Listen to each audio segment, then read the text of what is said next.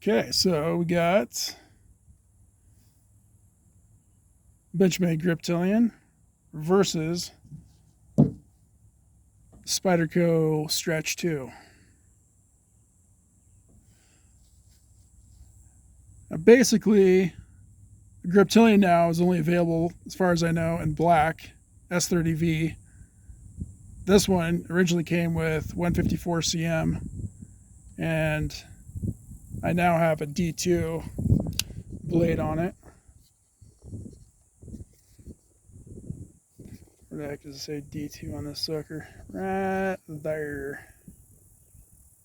Which has been on here for years. And then this Stretch 2 is the ZDP 189.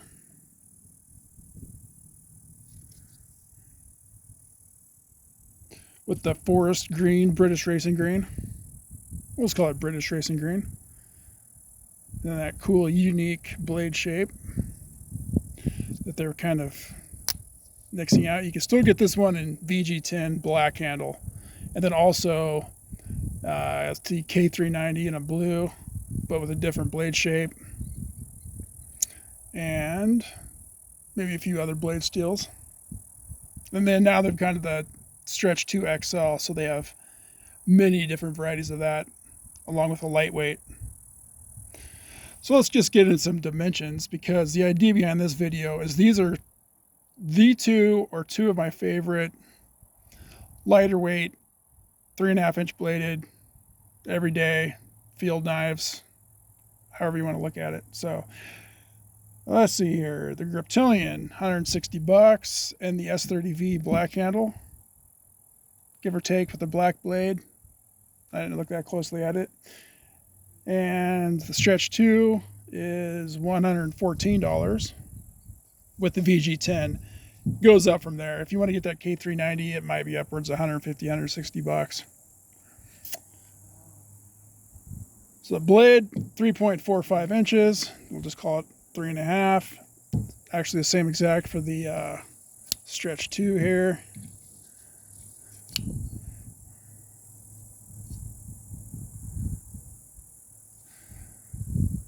Handle thickness, this is the good part. 6400s. Kind of got some funky sun coming through here for the Griptilian, and then 4200s for the Spyderco. So I find them both adequate, and I'll get into which one I prefer or when. Okay, so 3.76 ounces for the Griptilian, and then 3.7 ounce weight for the Stretch. See if I can detect any. Not really. I mean, if anything, this actually feels lighter just because of the shape. Kind of feels, got that hollow feel that we're all familiar with. Got some liners in there. We'll get into that too. See, cutting edge, here's the kicker. So the cutting edge on the, I can't quite pull this spec up, but we'll take a quick close look here. The cutting edge, 2.97 inches, so just under 3 inches for the Stretch. And then, I mean, this one, let's look at that closely. So if they measured it from here, it's 3.45, so maybe you're losing no more than a 1/4 inch, more like an 1/8 probably you lose. Cutting edge over blade length. Get that lined up with the actual so you can kind of see. Pretty big deal, honestly. All right, so let's go through here. What I really like about the Griptilian is a nice round handle shape. All right, very ergonomic. I have a extra large, well, large, extra large. Extra large. I can wear extra large gloves, but I prefer large and then break them in. So the handle links on these are exactly the same as well, honestly. It's a nice round shape, right? I mean, it's a perfect neutral knife. Like if I was going to recommend a knife to anybody, Problem is, I think if somebody asked me, like, well, what knife should I get? And I'll say, well, you can get this knife. Well, it's plastic. Yes, it is, but it's extremely durable. I've had this for 10 years. Actually, I think this year, 10 years. I just know because of my job, where I was when I bought this or when I got it. And there are some marks on it. And this thing goes everywhere with me. Not really necessarily on my person, but somewhere along with me, vehicle or pack. This one, extremely ergonomic. This is my favorite Spyderco, I think, all around. Besides the military and this one are my favorites, but this one does get carried a lot, way more than any other Spyderco. I like Spyderco, but this one really shines. Another thing is they talk about, I've heard or I've seen videos where they talk about rusting, pitting, whatever, spotting, because this is high chromium, but then along with it, I think high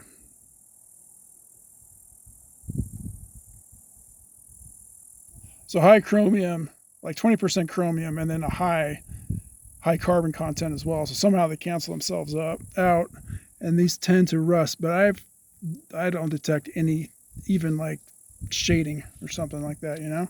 So anyway, extremely comfortable handle, great ergos. But the funny thing is when I bearing down on a knife, like carving wood or something, I'll grab it right here. I don't even get up into that choil.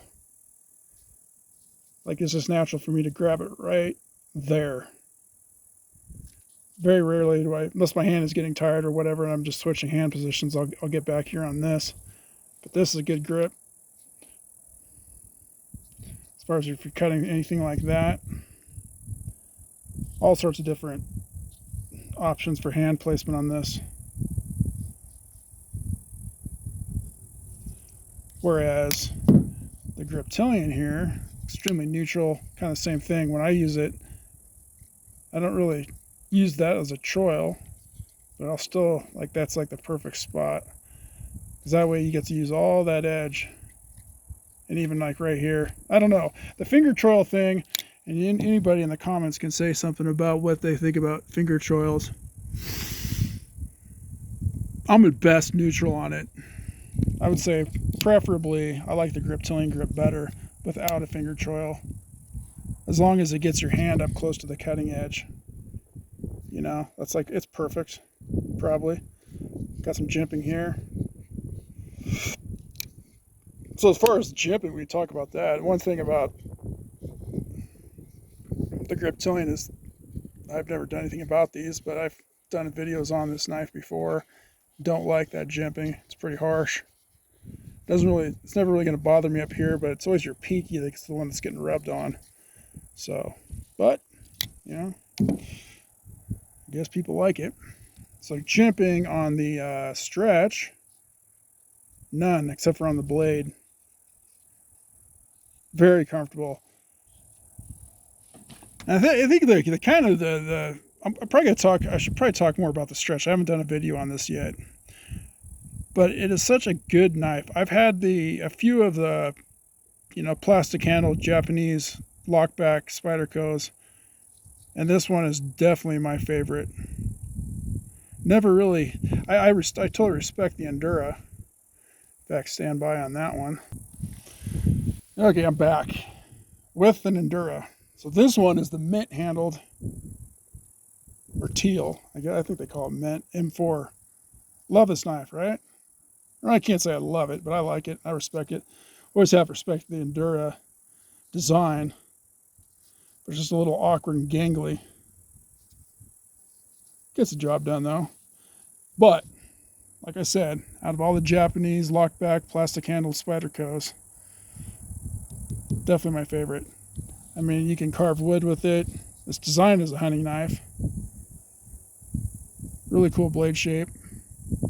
Good piercer. And that's another thing I'll bring up, is it's a bummer how they, I'll just let the cat out of the bag here. Let's get that out of the way. I wanted to do a video on this one too. So here in the next few days, damn wind's blowing everything all over the place. This is the blade shape they've gone with. And this is the Stretch XL Crewear. So you can see what they've done. I think it'd be cool to have that length of a blade with that blade shape. But I'll get that out of there. Made the point with that. Because I just really like this blade shape, and I'm not really sure why. Maybe it's unique. Maybe it's because it's harder to find, rare. I think the only place you can now get a knife with that blade shape from Spyderco. You can leave a comment section if you like, if I am incorrect, or if there's another one that's available, and that is the VG10 black handled version. Now everything's kind of gone to that straight spine, which is fine. I just think, I'll have to break it out again, spoilers. See how this sweeps up? That doesn't. And this thing is great for carving. Like if you're carving out spoons or whatever, or something, I don't know. I just like it. If I didn't have it, I probably wouldn't miss it. Let's kind of compare it with this. Yeah, it's kind of got a fairly abrupt upsweep, but not as abrupt as that one. Good piercer, maybe a better piercer, but this is good enough. Then of course you got the Endura. You got a little bit of a drop on that tip.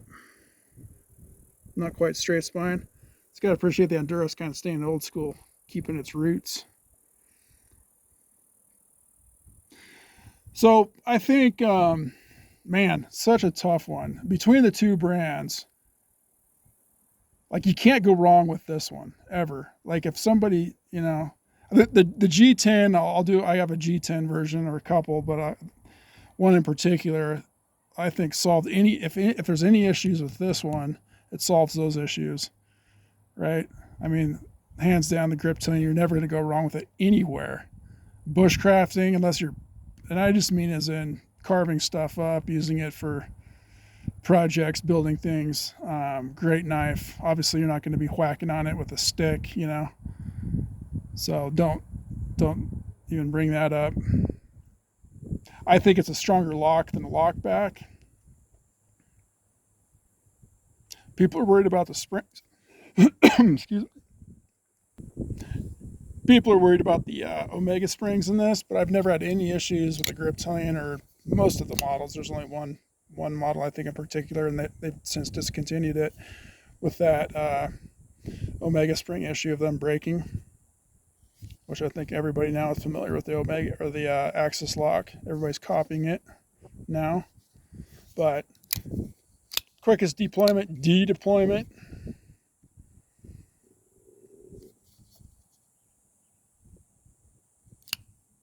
Just a plain old perfect lock. Strong. This one, I think it's because they put the lock here, kind of smack dab in the middle. I do have an older Endura, and I'll do a video on that at some point, but the lock is more here. None of this lock rock. There's just a minimal, that's another thing. Shitloads of lock rock, and these, like twice as much. You probably can't see it. You have one of these, you're familiar with it. This one isn't bad. I think the other Endura I had was worse. You could actually hear it. I don't know if you'll be able to hear that. Lock rock. This is like a micrometer of it, but it's there. And then this guy, unfortunately, I was hoping with the big ass liners and G10 that it wouldn't, but it very minimal, if any. You can't really feel it when you're using it either. That's nice. I mean, look at the hafting on this. It's just a beautiful knife. It's got some issues, in my opinion. Subjective. So, anyway, can't go wrong with this one. Can't go wrong with this one either. I think in the field, like if you're doing like really hard use, like high torque cuts and whatnot, this is going to be better. This is your best bet. A little bit thicker, a little bit rounder. Very comfortable. This one's going to ride, not only is a hair lighter, just going to ride a little bit better in your pocket. Not as thick. That's the one thing with that. I kind of knock it. It is kind of a goofy looking thing. But for that use, if you're out in the field, it's worth that extra bit of width. If not, a little flatter, more typical Spyderco, except for the edges are chamfered. Very comfortable. These edges are sharp though. Haven't had any issues with that at all. So yeah, anyway, if anybody's got their preferred 3.5 inch all around blade, go ahead and leave it. Or if somebody prefers one of these over the others, there's also the paramilitary 2, which I don't have on hand. I like them, but they're a little bit more square. I think it's a great knife. It's just not as much of a field knife as the stretch. And for whatever reason, this is like, these are my 2 favorites for that kind of genre. Now you get a 3 3/4 or 4-inch blade, that's going to change. Mostly for Benchmade. These guys have the military. I could do some kind of a comparison on that. But anyway, y'all take it easy, and I will answer any comments or whatever in the comment section if that need be.